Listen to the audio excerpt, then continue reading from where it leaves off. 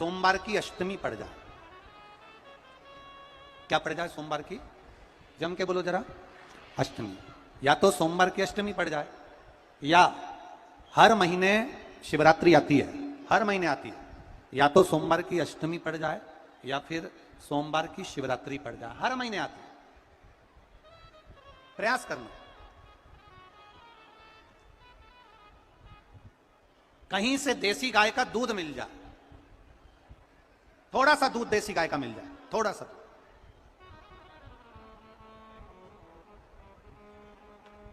देसी गाय का थोड़ा सा दूध अगर प्राप्त हो जाए, बेलपत्री के पत्ते से दूध कटोरी में लेकर, मात्र बेलपत्री के पत्रे से एक एक बूंद अगर दूध, आप एक बूंद अगर ज्यादा ना मिला हो, एक चम्मच भी अगर आपको दूध देसी गाय का मिल गया हो, और सोमवार की अष्टमी पड़ जाए या सोमवार की, जम के बोलो, शिवरात्रि पड़ जाए, उसमें केवल अगर देसी गाय का दूध मिल जाए, जर्सी गाय का नहीं हो, देसी गाय का अगर दूध मिल जाए, बेलपत्री के पत्ते से, तुम्हारे घर के अंदर अगर शिवलिंग है या मंदिर में शिवलिंग है या तुम्हारे नजदीक में कोई शिवलिंग है, उस पर बूंद बूंद, एक एक बूंद अगर शिवलिंग पर दूध समर्पित कर रहे हो, श्री शिवाय नमस्तुभ्यम, नमः शिवाय, या षडाक्षर मंत्र ओम नमः शिवाय, या 33 अक्षर का मंत्र महामृत्युंजय मंत्र, इसका स्मरण कर कर शिव जी पर देसी गाय का दूध समर्पित कर कर इस बेलपत्री को अशोक सुंदरी वाली जगह पर अगर आप समर्पित कर देते हैं, फिर आप जिस भी चीज के लिए अप्लाई करें,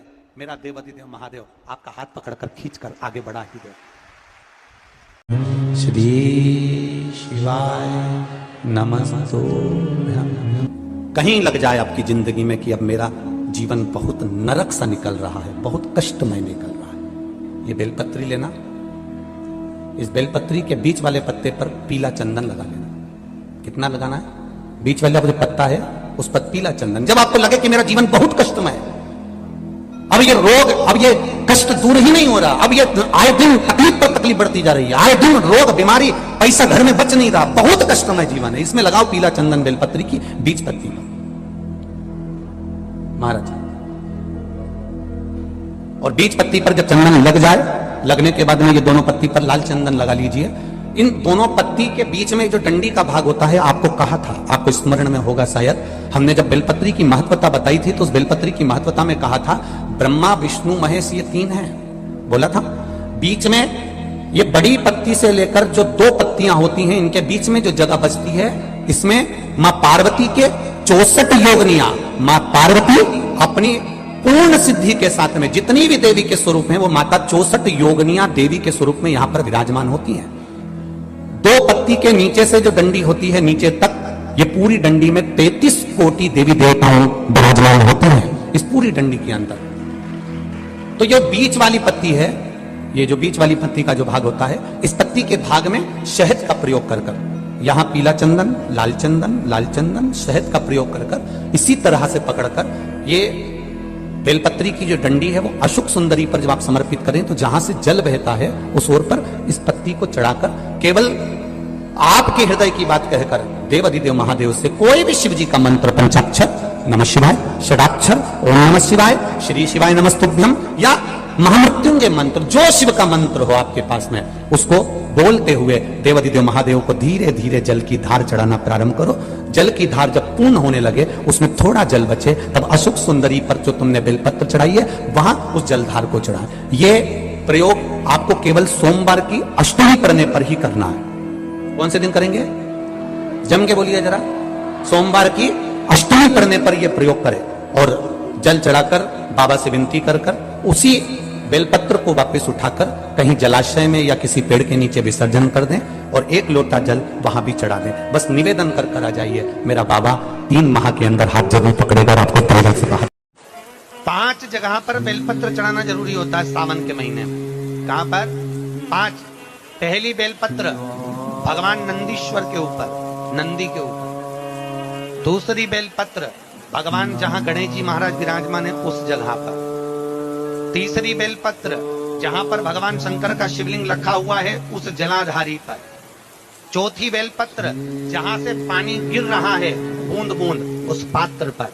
और 5वीं बेलपत्र शंकर भगवान के शिवलिंग के ऊपर चढ़ाना जरूरी। बहुत तकलीफ है और नहीं हो रहा काम, बहुत दिनों से लगे हो नहीं हो रहा, हरा मूंग ले जाओ। मूंग के दाने तो रहते हैं घर में, केवल 31 मूंग के दाने लेकर जाइए, 31 चावल के दाने लेकर जाइए और 31 ही बेलपत्र लेकर जाइए। जिस दिन सोमवार की अष्टमी हो, कौन से दिन?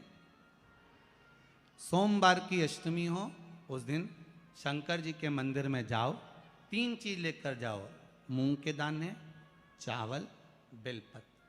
चावल जो 31 लेकर गए हो, अपनी कामना कर कर शंकर जी की देहली पर रख दो, चौखट पर, कहीं पर भी एकांत में उसको रख दिया जाए। मूंग के जो दाने लेकर गए हो 31, वो नंदी के पास में, जो नंदी का पांव ऊंचा रहता है उस पांव के पास रख दीजिए।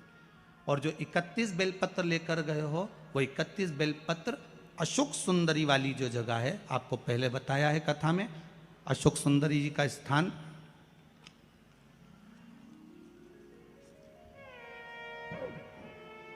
ये शिवलिंग, ये जलाधारी जहाँ से पानी बहता है, उसके बीच में एक मोटी सी लाइन होती है, जो शंकर भगवान की छोटी लड़की अशोक सुंदरी का स्थान है।